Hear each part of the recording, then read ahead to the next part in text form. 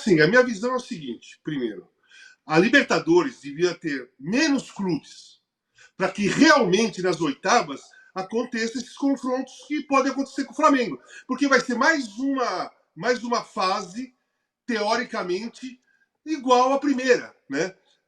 Por exemplo, você pega a Champions League, que também aumentou de clubes, né? Mas logo, oitavas, quartas e final, já cai PSG e Manchester City, já vai caindo grandes confrontos. E aqui a gente tem que ficar enrolando até chegar às quartas de final para ter confronto que realmente valorize o torneio sul-americano. Então eu acho que, teoricamente, para o Flamengo não foi legal ficar em segundo, para os times grandes que ficaram em primeiro também é um terror, porque tem o Flamengo do outro lado, mas é esse o campeonato. É isso que a gente quer.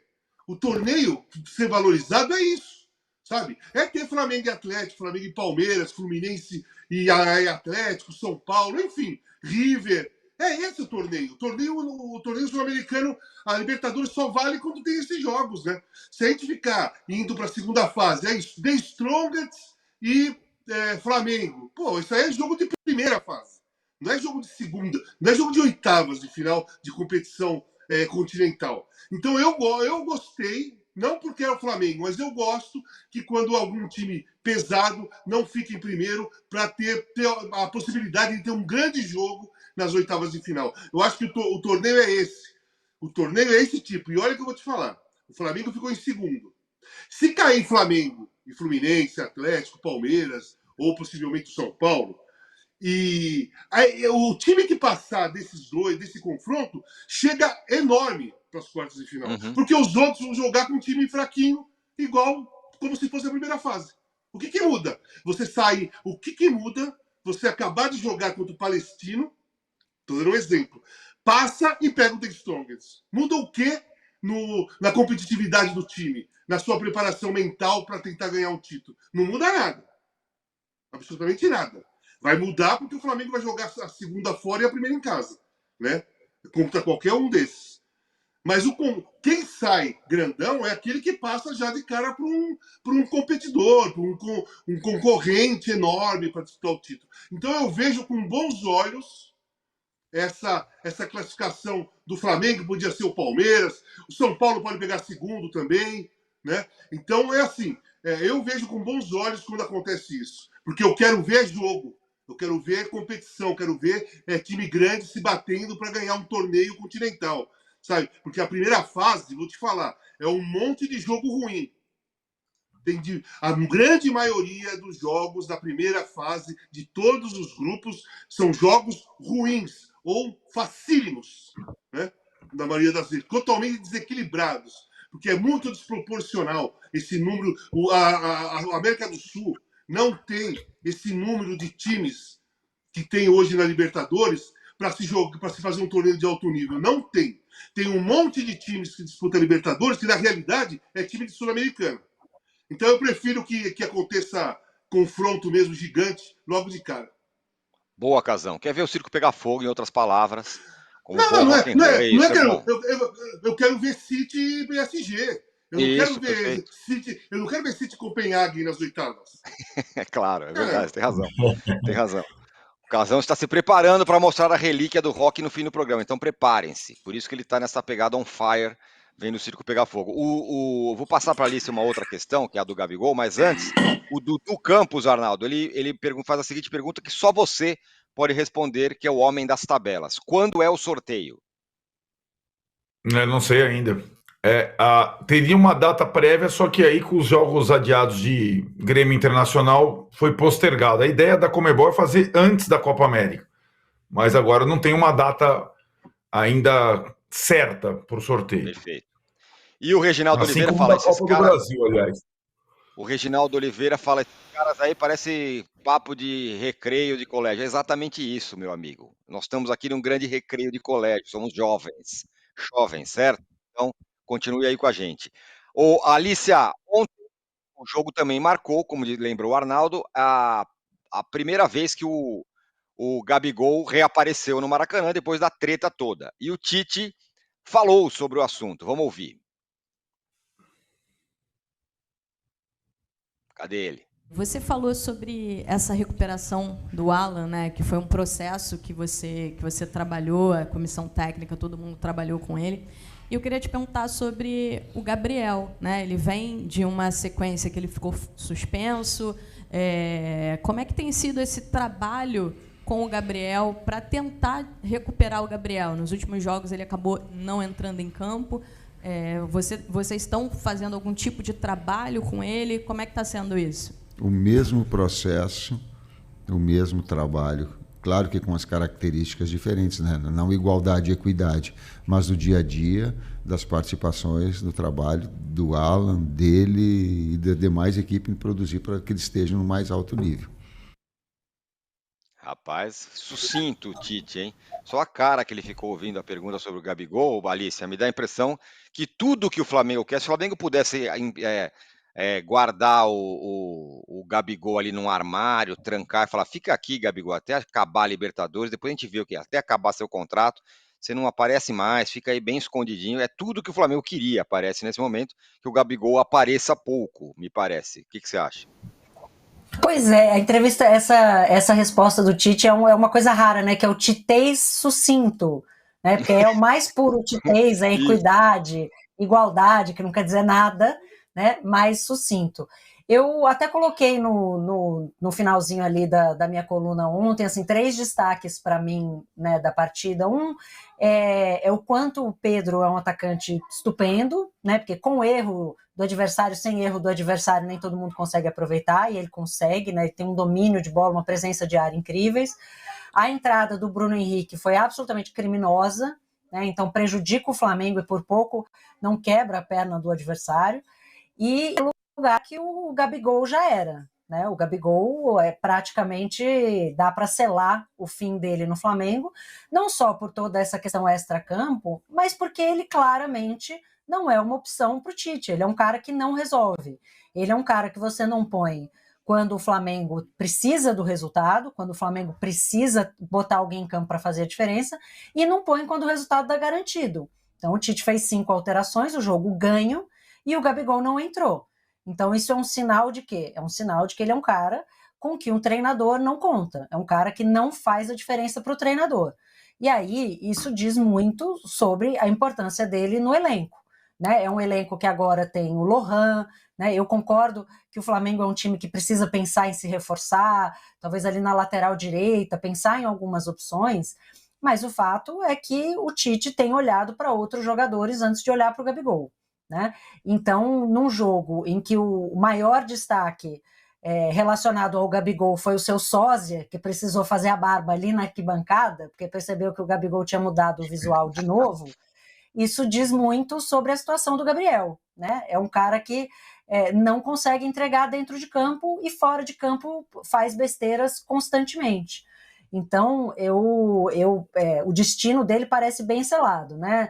Libertadores agora só volta no segundo semestre, então essa janela de meio de ano parece cada vez mais um caminho para o Flamengo dar um outro destino para o Gabigol. Aparentemente tem interessados, né? Porque no futebol sempre tem gente disposta a investir dinheiros que tem ou que não tem em jogadores que podem fazer a diferença, mas a verdade é que o Gabriel não tem feito a diferença há muito tempo.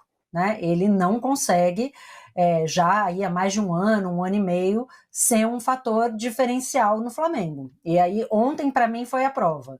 Né? Quando você não põe no momento em que o time está em situação difícil para ele mudar o jogo, e você não põe quando o jogo está ganho, para que ele serve? Né? Para muito pouco. E ontem isso, mais uma vez, ficou claro. E eu fiquei pensando, né? Se não é um Tite, se é um cara com menos força nos bastidores, com menos envergadura, ele vai colocar para fazer o teste com a torcida? Não vai? Isso claramente para ele é irrelevante, né? Ele não vai botar o Gabigol para ver como é que tá, para sentir a pressão, o pulso da torcida, e não vai botar porque no time não faz diferença nenhuma. Então, a realidade hoje do Flamengo com o Gabigol é de provavelmente um futuro aí de caminhos separados, de uma separação amigável, eu imagino, mas não faz mais sentido manter esse relacionamento, né? Porque não está dando frutos. Pois é, que coisa, né? Eu quero passar para o Casagrande sobre essa história do Gabigol, esse meio que um morto-vivo ali no Flamengo, mas, Arnaldo, você tem informações sobre o sorteio, é isso? O sorteio seria sempre no dia 3, ou seja, próxima segunda-feira, sorteio da Libertadores da Sul-Americana, certo? Só Certo. que as partidas de Inter e Grêmio vão acontecer depois do dia 3, 2 partidas para cada um, nas semanas seguintes. A ideia da Conmebol é manter a data do dia 3 num sorteio virtual, não vai ter aquela evento Sei. que vai todos os cartolas, todo mundo fica lá, troca informação para cá. Seria um sorteio virtual. A Conmebol tem pressa por conta da Copa América. Aí, mantido o dia 3 até sexta-feira, nessa sexta-feira, serão definidos todos os detalhes: horário, método, como é que vai ser, como é que vai ser essa questão virtual. E aí vai ter uma porção de asteriscos, porque os vencedores e segundos colocados dos grupos C da Libertadores da Sul-Americana, da Libertadores contempla o Grêmio, da Sul-Americana o Inter, não estarão definidos. Não estarão definidos, portanto, também aqueles que vão para o play-off da Sul-Americana no grupo C. Vai ser uma engenharia de sorteio, porque é muita indefinição ainda, faltando 2 partidas em cada grupo dos 2 torneios. Porque mexe nas oitavas da Libertadores e mexe no play-off da Sul-Americana. Vai ter um monte de Flamengo versus asterisco, ou Palmeiras versus asterisco, e assim por diante. Eles vão fazer da forma mais complicada, mas farão, porque tem pressa por conta da Copa América. Que beleza, hein? Bom, então dia 3 de junho está mantido o sorteio a princípio. Casão, queria que você falasse um pouco do Gabigol. Como eu falei, é uma espécie de móveis e utensílios ali do Flamengo, aquele enfeite que a pessoa não gosta muito, então dá uma escondida em casa, mas ganhou de um parente importante, então ele não pode ir para o armário. Tá ali o Gabigol nessa situação. Você tá mutado, agora voltou, pode falar. Mas não sou eu. Eu discordo completamente da fala do Tite na entrevista. Completamente. Porque as coisas não são iguais.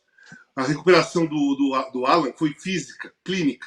A recuperação do trabalho com o Gabriel é psicológico. O Gabriel não vem de contusão. O Gabriel vem de uma suspensão por problema do doping, efeito suspensivo. Depois vestiu a camisa do Corinthians, deu aquela confusão toda, foi para Manaus, foi recebido pela torcida amazonense com festa e foi atacado pela torcida do Flamengo do Rio, que foi para Manaus assistir o jogo com muita agressividade. Então, o trabalho com o Gabriel não é igual ao trabalho de recuperação do Alan. Entendeu? E o Tite, ele ainda continua com esse discurso, desde lá da Copa do Mundo, quando perguntaram para ele, eu acho até que fui eu que perguntei, porque eu estava na coletiva, eu sempre penso nisso, eu acho que fui eu mesmo, que perguntou para ele se iria levar um psicólogo para a Copa do Mundo. Não, lá de 18. E ele respondeu assim, não, a gente não precisa de psicólogo, nós mesmos da comissão trabalhamos a parte mental do jogador. Né? Foi a resposta que ele deu. Então, essa resposta de ontem mostra outra vez que o Tite descarta qualquer tipo de trabalho de um profissional de saúde mental dentro do clube que ele trabalha. Porque o trabalho com o Gabriel não é de preparação física, não é preparação técnica, não é fisiologia, não é fisioterapia, mas é de recuperação psicológica, de saúde mental e tudo mais. Bom, essa é a parte que eu vejo. Em relação a ele não ter entrado, eu acho assim, cara, sinceramente, seria muito mais fácil para o Tite colocá-lo se o time estivesse empatando o jogo, precisasse fazer um gol, porque a torcida não iria hostilizar o Gabriel, porque o time iria precisar vencer. Então, o Gabriel ia entrar, podia ser até que não tivesse manifestação favorável nenhuma, mas também não ia ter vaia, nem xingamento, nem nada, porque precisava apoiar o time. Ontem, com 3-0, a possibilidade do Gabriel ir para o jogo e tomar uma vaia homérica lá no Maracanã era enorme, porque o time já estava ganhando por 3-0, não precisava do Gabriel, a torcida está indisposta, que se criou uma incompatibilidade entre a torcida e o Daniel, a torcida está revoltada com o comportamento dele, e a tendência era ele tomar uma vaia gigantesca, ser hostilizado pela enorme torcida do Flamengo que estava no Maracanã. Então, nesse ponto, eu acho que foi certo ele não ter entrado, porque não faria bem para ninguém. Seria um ponto que iria tirar a atmosfera favorável, o ambiente alegre de uma boa partida e de gols e de vitória. Você ia colocar o Gabriel ali, toda aquela felicidade, aquela euforia ia se transformar em raiva e vaias para o Gabriel. E não havia necessidade do Flamengo fazer isso ontem. Ou melhor, o Tite fazer isso ontem. Então, nem sei se ele pensou do jeito que eu estou falando, tá? Porque se ele acha que tratar o Gabriel e o Alan é igual, eu acho que o Tite não tem essa sensibilidade de olhar para o banco e falar assim, pô, não vou colocar o Gabriel porque vai ser prejudicial psicologicamente para ele. Não acho que foi dessa maneira. O Tite nunca gostou do Gabriel como jogador, talvez até como comportamento de jogador de futebol ou de pessoa também. Sempre foi assim. Lá atrás, o Gabriel era artilheiro do Campeonato Brasileiro, fazia gols em finais de Libertadores e o Tite não levava. Chegou a convocar o Pedro no banco do Gabriel e não levou o Gabriel. Então, o Tite é muito claro que há anos não gosta do comportamento ou do futebol ou do próprio Gabriel. Então, o Gabriel não tem chance com o Tite por causa da incompatibilidade que o Tite tem com ele. Não é pelo que ele está fazendo. O Gabriel podia estar em forma, ia estar fora do time, porque não é o perfil que o Tite gosta. Se tem um jogador que o Tite não gostaria de ter no seu time ou na sua seleção, é o Gabriel. Isso ele deixou bem claro, não falando, mas ignorando por vários anos ali, desde quando ele entrou na seleção, ignorando todo o auge, né? A fase excelente que o Gabriel passou de 19 para frente e o Tite ignorou. Então não vai ser agora que o Tite vai dar atenção para o Gabriel.